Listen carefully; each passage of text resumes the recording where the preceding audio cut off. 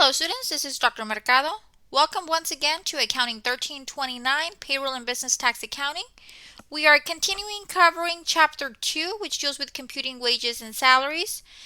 These are lectures related to the Payroll Accounting 2023 edition.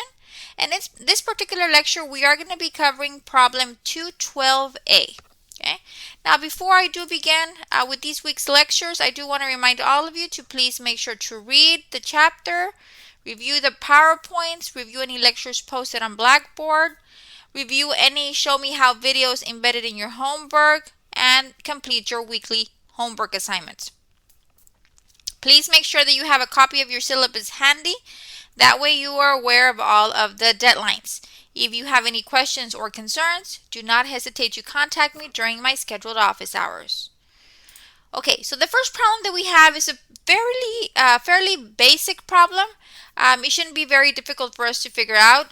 It deals with calculating regular earnings and overtime earnings when an employee works more than the 40 hours. Okay, so in this example, we have Barbara Ripa gets paid $695 for a regular 40-hour week. Okay, so she works 40 hours, she gets paid $695.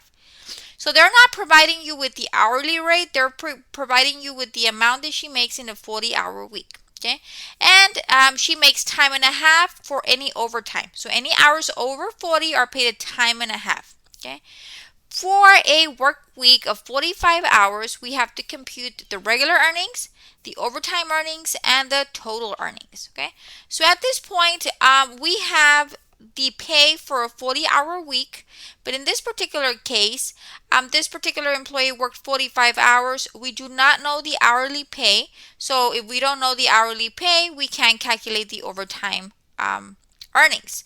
So the first thing that we need to do is we need to work backwards. Okay, so first we're going to do is we're going to calculate that hourly rate. Okay, so we know that the employee earned $695, and we're going to divide that by 40 hours that she worked. Okay, so if we know that the employee made $695 by working 40 hours, that means that the hourly rate is of 17.375. Now be very careful with your rounding. Let's look at that third digit. That third digit is a 5, which means that we have to round upward.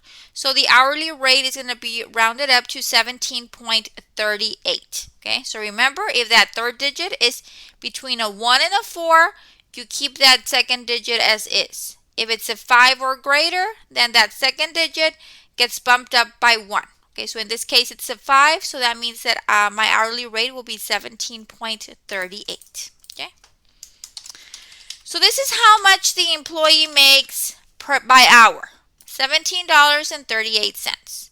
Once we have calculated that, we can calculate the overtime rate because this employee worked 45 hours, so that means that they had some overtime involved. To get the overtime rate, we're going to get the hourly rate and we're going to multiply it by 1.5, okay, to get the overtime rate. So we're going to get 17.38 times 1.5. That's going to give me an overtime rate of 26.07. Okay. Now that we've calculated this is the hourly rate and this is the overtime rate, we can go ahead and proceed to working out the problems. Okay, so the first thing that we have to calculate is the regular earnings. Okay, so the regular earnings, we know for a 40-hour work week, it's $695. We don't even have to do the math. So they're saying that for 40 hours, you get paid $695. So that is given to you actually in the problem. Okay. Now, the overtime earnings, okay? The overtime earnings is time and a half, the rate, your regular rate, times any hours over 40. This employee worked 45 hours. So that means that we have 5 hours of overtime. And the overtime rate we calculated was 26.07, okay? So let's get 5 times 26.07. That will give me $130.35. Okay, let me move this over here. Okay, now we just get the total earnings by adding our regular plus our overtime. Okay, And then that's going to give us 695 plus 130.35.